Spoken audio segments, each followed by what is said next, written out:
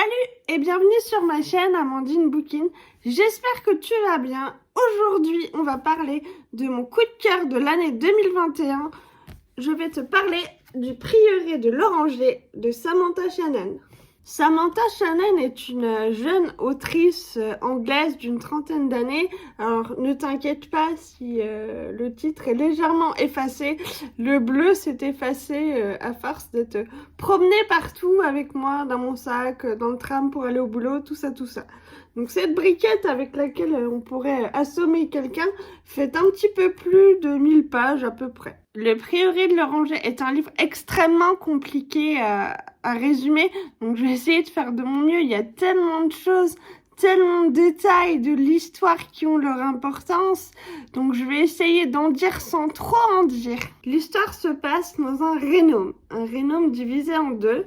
D'un côté, nous avons l'ouest, où l'on rencontre Tané, une jeune dragonnière, et à l'est, nous avons Ed, une femme de chambre, la femme de chambre de la reine Sabran.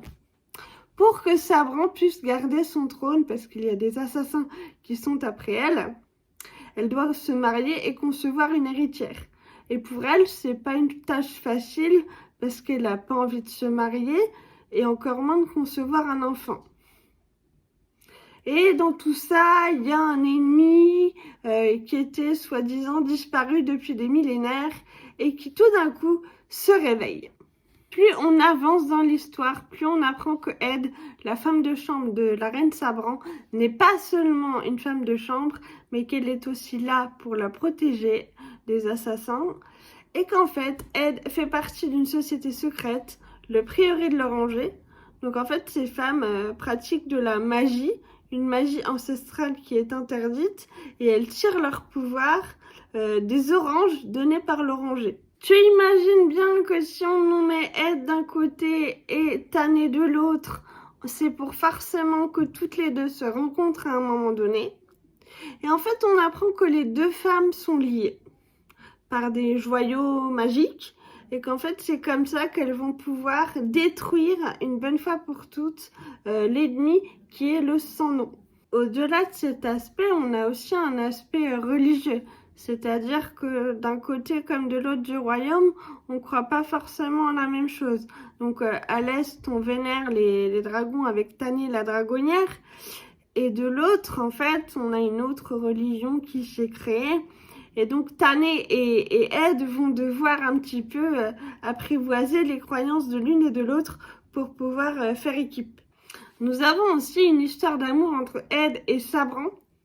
Du coup, ça rajoute un petit peu de piment et de tiraillement au personnage de Ed entre son devoir en tant que sœur du prieuré et amante de la reine Sabran. J'ai clairement préféré le personnage de Ed à celui de Tané. Alors pourtant, Tané, c'est le personnage au début qui paraît le plus badass, qui chevauche les dragons, qui va montrer toute sa vie qu'elle veut être dragonnière, qui va se battre pour ça, c'est son but ultime.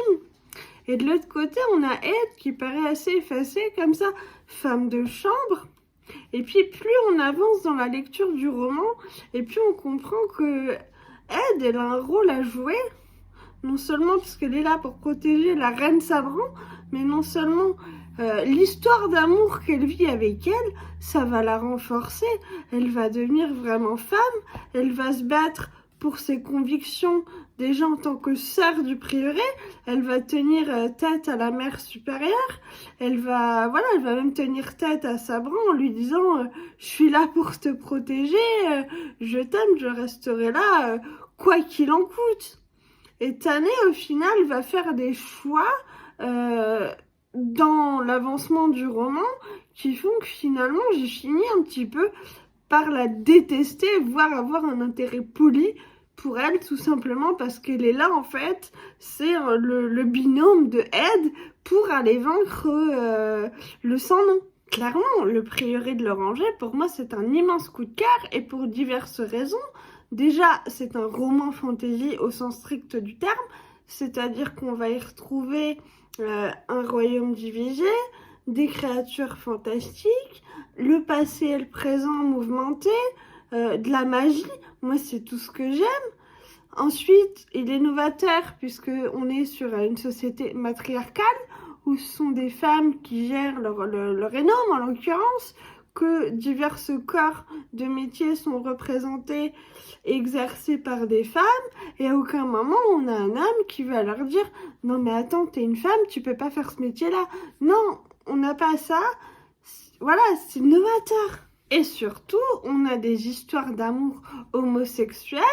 Donc par exemple, Ed et Sabran, et personne ne trouve ça malsain, ne trouve rien à redire à cette relation, et elle est même encouragée. J'aimerais tellement qu'il y ait une suite au prieuré de l'Oranger, tout simplement parce que l'univers il est tellement complexe et il y aurait tellement de choses à développer que plutôt qu'un one-shot, j'aurais préféré que Samantha Shannon nous fasse un tome 2, tome 1, tome 2, tome 3 plutôt. N'hésite pas à venir me dire en commentaire si toi aussi tu as lu Le Prieuré de l'Oranger et ce que tu en as pensé, si tu as aimé ou non.